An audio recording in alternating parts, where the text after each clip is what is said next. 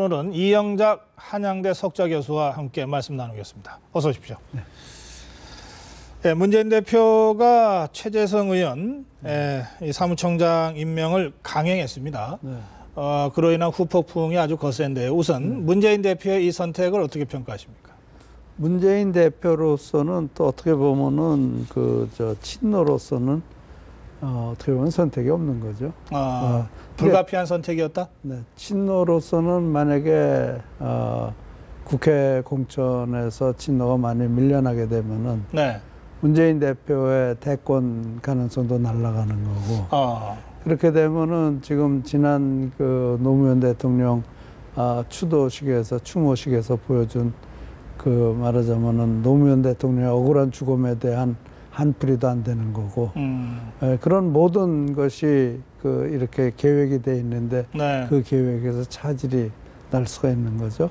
그리고 또 한 가지는 어차피 끝에 가서는 네. 분당이 됐든 분열이 되더라도 과거의 전례를 보고 우리 손잡지 않느냐. 네, 그러니까 일단 우리 주장을 우리가 갈 길을 분명하게 네. 택하자 그런 것 같습니다. 비노가 반발해봤자 어떻게 하겠느냐. 그렇죠. 결국은 지금까지 역사가 예, 야권 분열 책임론 때문에라도 네. 결국은 하나로 될 거다. 네. 그러면 우선은 우리 이 실리를 챙기자. 챙길 거 챙기자는 거죠. 그런 뜻입니까? 그런 걸로 보이죠. 제가 그 속을 알 수 없지만 하는 행보가 그렇지 않습니까? 예. 네. 아니 그런데 최재성 사무총장 카드가 지금 말씀하신 대로라면 그렇게 중요한 의미가 있습니까? 그렇죠. 그런가 하면 지난 19대 공천을 보면요. 네. 그때 공천권을 손학규 대표가 친노한테 다 남겨주지 않았습니까? 네. 그러고 나서 친노가 완전히 당을 장악했잖아요. 그리고 사실은 손학규 씨는 자기가 대권 후보가 될 줄 알았는데 네. 정말 비교도 안 되게 패배해버리지 않았습니까? 네. 그러니까 그게 친노들의 그 공천 전략이라든지 경선 룰 같은 거를 주물러 가지고 네. 불리하게 된 것 아니냐는 그런 생각을 금할 수 없단 말이에요. 근데 만약에 이번에 그 비노가 당권을 잡게 되면은 그러면은 친노한테 너 지난번에 하고 지지 않았느냐? 너가 왜 또 하려고 그러냐? 네. 이번에 다른 사람 세우자. 그렇게 나올 수도 있는 거란 말이에요. 네. 그러니까 그런 가능성 자체를 처음부터 그냥 싹을 잘라버리자는 거겠죠. 알겠습니다. 네.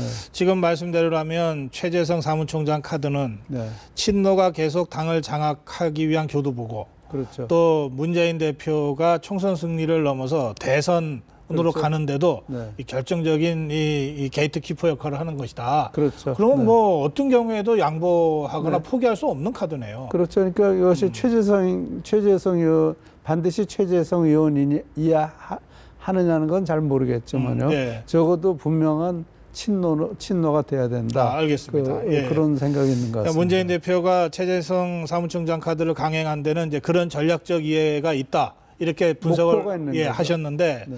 그러나 생각보다 후폭풍이 좀 거센 것 같거든요. 네. 우선 그 비노계로 분류되는 의원들, 정치인들의 이 발언을 조금 들어보고 다시 말씀 좀 듣겠습니다. 네. 예. 완전히 한 계파가 독식한 인사에 대해서 심한 우려감을 가지고 있습니다. 정치적 동지들과 여러 가지를 상의해 나가겠습니다. 공천의 전횡을 휘두르는 것 아니냐라는 것이 만약에 현실화된다면 저부터도 결코 좌시하거나 결코 용납하지 않을 것이라는 점을 예, 지금 박지원 의원 그리고 전병헌 최고위원의 발언을 들어봤습니다. 네. 또 제가 오프닝에도 말씀드렸습니다만 이종걸 원내대표, 당의 투톱 중에 하나인 이종걸 원내대표는 아예 최고위원회의를 불참했어요. 네. 그리고 당직 인선 철회하기 전까지는 최고위원회의에 안 나오겠다고 해버렸거든요. 네. 네. 이거는 상당한 수준의 압박이고 정말 심각한 내용인데요. 네. 우선 전병헌 의원이 한 얘기를 짚어보면요. 네. 공천을 하는 데 있어서 정말 친노로 기울어져 버리면 좌시 않겠다. 근데 공천이 언제 이루어집니까? 내년 2월, 3월 아니에요? 예. 그땐 늦었죠. 빨라야 올 12월, 11월쯤 될 거고요. 그때 되면 늦어버린 네, 거죠, 네. 반발하기는. 근데 박지원 의원은요, 네. 노무현 정권 아래서 감옥까지 갔다 오지 않았습니까? 네. 그러고도 또 거기 항복하고 들어갔잖아요. 아, 항복하고 들어갔다고 보십니까? 항복하고 들어간 거 막 넣어달라는데 안 넣어주니까. 아, 그래가지고 아무튼 예. 우여곡절 끝에 들어간 거 아니에요. 네. 그러니까 뭐 이렇게 해서 또 반발해 번들 또 들어올 거 아니냐 그런 계산을 하고 있겠죠. 네. 그러니까 지금 이제 제일 퀘스천 마크는 이종걸 네. 원내대표인데 예.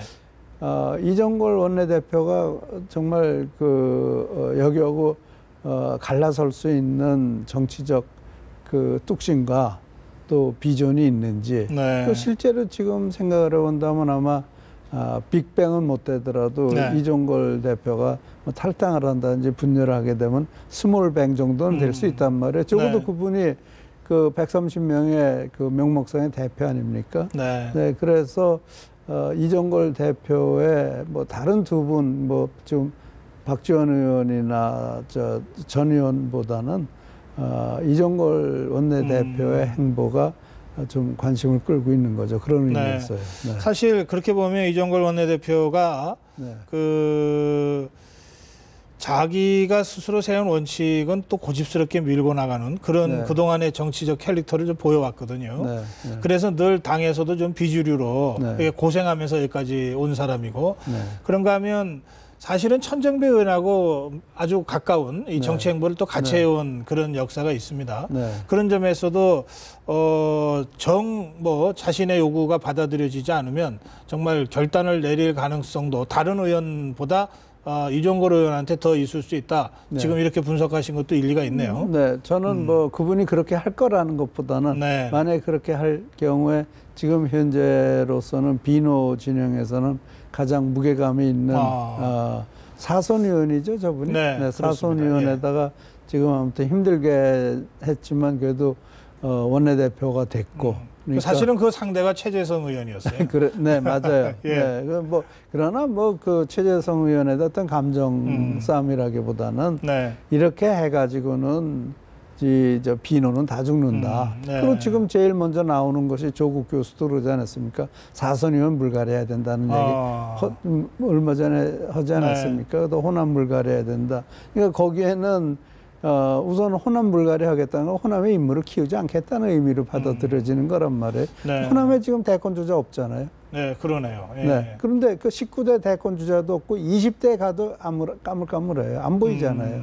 예. 네. 그러니까 그런 걸 보면은 호남 사람들로선 우리는 그냥 영원히 표반 노릇만 시키는 거냐. 이런 감정이 떠돌기 시작하면은 네. 걷잡을 수 없을 수도 있겠죠. 예, 이건 말씀 듣다 보니까 김상곤 혁신위원장이 그 혁신안을 발표한 게 있는데요. 네. 그 중에도 보면 현역 의원들에 대해서 심사하는 거예요. 외부위원인이 3분의 2인 이 심사위원회에서 심사를 하고 뭐 이렇게 또 돼 있단 말이에요.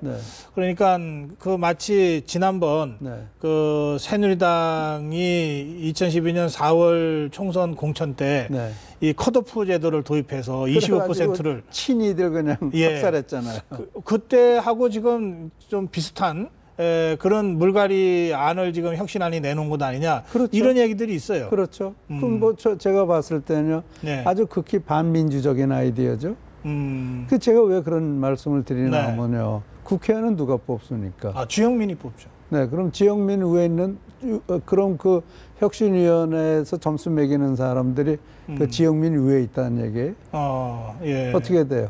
지영민 위에는 누가 있어요? 그 위에는 아무도 없는데. 아무도 없죠. 예, 국민이 왕인데. 네, 국민이 정한 걸 갖다가 몇몇 사람들이 전행을 하겠다는 거는 극히 반민주적이죠. 그러니까 저런 제가 이런 말을 써도 될지 모르지만 저런 짓 하는 거는 여당이고 야당이고 민주주의가 뭔지 모르기 때문에 저런 짓을 하는 겁니다. 그 사태가 점점 심각해지네요. 사실은 이렇게 되면 결과적으로 가장 큰 피해를 입는 사람은 문재인 대표 자신 아니냐. 왜냐하면 문재인 대표는 어쨌든 목표가 대통령에 있을 것이고 네. 대통령에 당선이 되려면 다 함께 아울러도 부족한데 네. 이렇게 자꾸 이 마이너스 정치를 하는 거 보면 참 이해가 안 된다. 이런 지적이 있어요. 네. 그것은 어떻게 보십니까? 그거는 저 바깥 사람들이 생각하는 거고 그러니까 우리가 가지고 있는 상식과 친노와 핵심 친노가 가지고 있는 상식의 기준은 다른 것 같아요. 네, 그러니까 저렇게 하죠. 그러니까 도저히 뭐 나 같은 사람도 상식적으로 이해 안 된, 뭐 저뿐만 아니고 많은 사람들이 상식적으로 이해 안 되는 것을 하고 있다는 것은 저 사람들의 상식은 우리의 상식과는 다르다. 이렇게 봐야 되는 거고요. 그렇기 때문에 제가 봤을 때는 저분들은 분명한 목표가 있고 그 목표를 이루기 위해서는 분명하게 자기네들이 갈 길이 있다는 걸 알고 그러나 가는 과정에 방해가 되는 건 다 치워버리고 하겠다. 그러나 끝에 가면은 다 우리가 손을 잡을 것이다. 이런 상식을 가지고 있는 거란 말이에요. 그러니까 지난번에 그 친노 세력이 패족이라고 그래가지고 정치적으로 완전히 사망 선고 받았던 사람이지만 48% 받지 않았습니까? 그런 전력이 있기 때문에 뭐 지금 문제 생기는 아무 문제 없어. 우리는 패족에서 이렇게 살아났어. 근데 이까지 극복 못할 건 뭐 있어? 이런 시각이 그런 시각으로 판단하고 있지 않는가? 그렇게 그러니까 저분들이 친노와 핵심 친노가 가지고 있는 사고 방식은 일반적인 사고 방식과는 다를 겁니다. 그래요.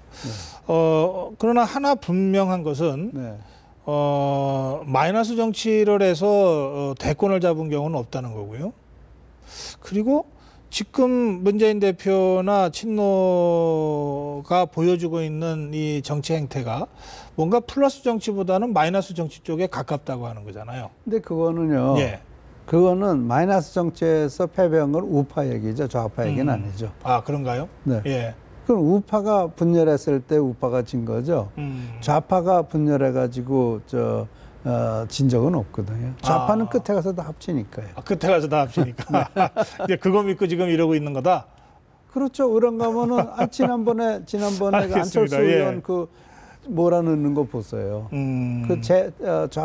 제야 좌파라는 사람들의 힘, 뚝심이 상당히 대단한 것 같아요. 그러면 지금 바로 그 대목에서 천정배 의원이 지금 모색하고 있는 또는 추진하고 있는 이 신당 이것의 운명은 어떻게 될까요? 저는 천정배 의원이 구체적으로 쏟아내질 않았기 때문에 제가 잘 모르겠지만 얼마 전에 그 호남에서의 지난 5.18 당시에 일어났었던 일들을 본다면은 천정배 의원이 호남 신당의 중심이 되기는 어렵겠다. 그러니까 천정배 의원이 지난번에 새정치민주연합을 이긴 거는 천정배 의원을 통해서 호남의 민심을 알린 거지 천정배 의원이 호남을 대표하기 때문에 뽑은 건 아니다라고 보여집니다. 왜 그렇게 보십니까? 왜 그렇게 보냐면요. 그 퍼센트 차이가 너무 컸어요. 그러니까 이거는 압도적으로 거기 새정치민주연합의 텃밭인데요. 여러 가지 이유가 있지만 하나는 그렇게 큰 차이로 이길 수가 없어요. 천정배 의원 인물 하나만 놓고 봤을 때는. 또 한 가지는 천정배 의원은 원로 아주 골수 친노 아닙니까?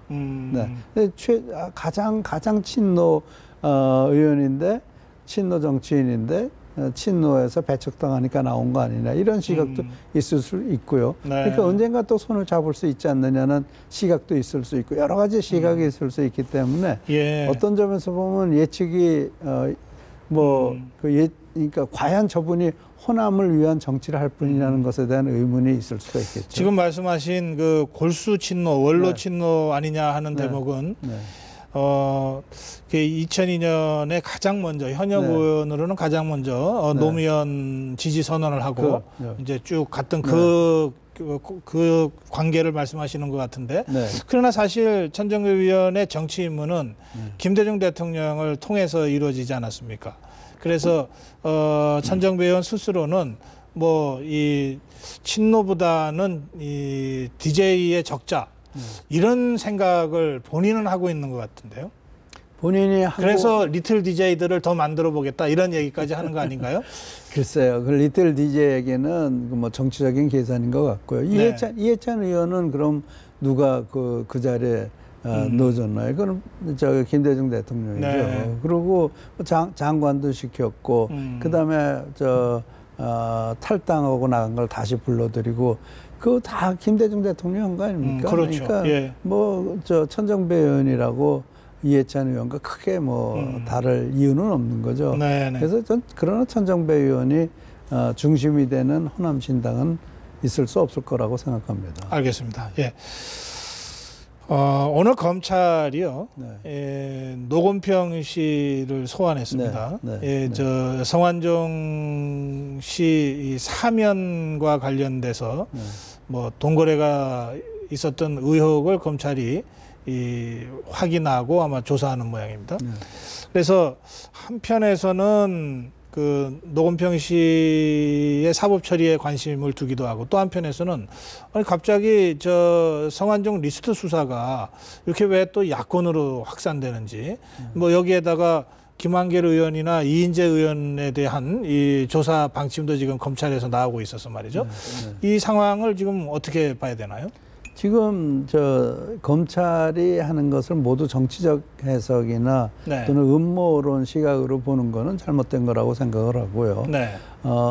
특히 이번 그 성완종 사건의 뿌리에는 그 두 변의 특별 사면이 정말 비정상적인 특별 사면이 있지 않았습니까? 그럼 노무현 정권 당시에 이분이 정말 실세였고요. 그러니까 성완종 특사 의혹에 수사하는 데 조사하는 데 있어서 노건평 씨를 조사하는 건 너무나 당연한 거죠. 그러니까 이런 모든 것을 갖다가 정치적인 음모 내지는 뭐 어떤 그 정치적인 계획에 의해서 하는 거라고 본다면 그거는 딱한 일이죠. 그러면 우리나라 대한민국 자체를 부정하는 게 되는 거기 때문에요. 정말 이거 분명하게 정치적 의도가 있어서 하는 것이 아니다라면은 좀 의혹을 받고 있는 사람들은 열심히 해명을 하도록 하는 게 지금 정당하겠죠. 이 김한길 의원은 이 새정치연합에서 이 성완종 리스트 수사에 물타기 하는 거다 이러면서 이 소환 불응 방침을 지금 밝히고 있거든요. 근데 뭐가 물타기 하는 거예요? 그래서 지금 그 조사하는 것이 조사가 없어지나요? 그렇지 않죠. 조사할 건 다 해야죠. 검찰이 정말로 그렇게 한다면 검찰로서의 그 역할이 없어지는 거죠. 그러니까 이게 마치 뭐 수사 불응이 그 야당의 전매 특허 같은데 그건 잘못된 거죠. 적어도 김한길 대표 같은 분은 아니 거기 보면은 당대표 경선할 때 홍준표 의원이 돈 받았다고 해서 조사받지 않았습니까? 그럼 김한길 대표도 혹시 그런 거 있을 수 있지 않느냐는 의혹은 지금 뭐 그분이 정말 그 사면 문어발식으로 돈을 뿌렸으니까 그런 의혹은 충분히 있을 수 있는 거죠. 그러니까 그런 의혹에 대해서 충분히 조사를 하자는 것인데요. 그것을 갖다가 뭐 마치 그 야당을 탄압하는 거다라는 시각을 갖는다면 그거는 불행한 일이죠. 그러니까 저는 그런 문제에 대해서 김한길 대표가 좀 더 정정당당하게 뭐 지금 뭐 그런 수사를 받을 때 조사를 받을 때 변호사가 같이 가지 않습니까? 혼자 들어가는 것도 아니고요, 과거처럼요. 그래서 이거를 수사 불응한다는 것은 정말 공권력을 너무 우습게 만들어놓은 거 아닌가. 지금 좀 대한민국의 가장 큰 문제가 공권력의 문제인데. 네, 김한길 의원 개인이 뭐 불응한다기보다는 당과 상의하겠다는 입장이었는데 새정치연합이 이건 물타기다라고 하면서 이 소환 불응 뭐 당론이라고 표현하기는 어렵습니다만 당의 분위기가 그렇게 나오거든요. 당의 분위기 어쨌든 간에 그 당 대표까지 지낸 분이 그것을 갖다가 소환 거부한다는 거는 그는 국민들한테 저게 뭐야라는 생각을 하게 하는 거죠. 알겠습니다. 마지막으로 좀 메르스 관련해서 몇 가지 좀 짚어보겠습니다. 박근혜 대통령이 이 해외 방역 전문가들을 만났습니다. 그래서 이제 메르스 사태와 관련된 이 대응 방안을 논의했거든요. 그 장면 지금 잠깐 같이 보시겠습니다. 우리나라에서 처음 겪는 그 낙타에서 시작된 신종 감염병이기 때문에 대비가 부족했고 또 그 유입과 확산을 초기에 막지 못했습니다. 이번 경험을 토대로 해서 신종 감염병에 효과적으로 대응을 할 수 있도록 조직이라든가 인력, 제도를 갖춰 나갈 계획입니다. 신종 감염병에 노출될 가능성에 대비해서 세계 각국은 연구조사 활동에 박차를 가해야 하고 또 이 분야의 공조를 더욱 강화해 나가야 하지 않을까 생각합니다. 네, 대통령이 그 초기 대응에 실패했다 이렇게 시인하면서 이제 후속 대책에 대한 얘기를 한 건데요. 야권에서는 대통령 직접 사과를 요구하고 있죠. 참 이게요. 이게 내가 하나 물어볼게요. 예. 지금 이 최대 감염 기간을 14일이라고 보고 있죠. 네, 잠복기. 네. 예. 그 14일이라는 것이 어떻게 만들어졌는지 아세요? 그 중동에 네. 예. 중동에서 나온 그 거죠. 확률이죠. 네. 예. 이게 중동에서 그 숫자를 어떻게 만들었는지 내가 글을 썼어요. 그리고 그래서 이게 23일로 늘리자 이렇게 내가 수학적인 이론을 써가지고 밝혔지만 물론 뭐 나 같은 사람이 쓴 거를 보건당국에서 봤을 리는 없겠죠. 그렇지만 내가 그 얘기를 하는 거는 네. 적어도 과학적 근거를 가지고 얘기를 해야 되는데 그냥 들은 얘기 가지고 하고 있고 사실은 보건당국이 제가 쓴 글 자체도 이해를 못할 거예요. 예. 그래서 제가 한국에 유수한 학자들이 많으니까 네. 그 학자들을 시켜서 분석해봐라. 근데 그런 얘기까지 했어요. 내가 고집을 부리는 게 아니고 학문적으로 봤을 때 이럴 가능성이 있으니까 일단 23일로 연기를 하고 예.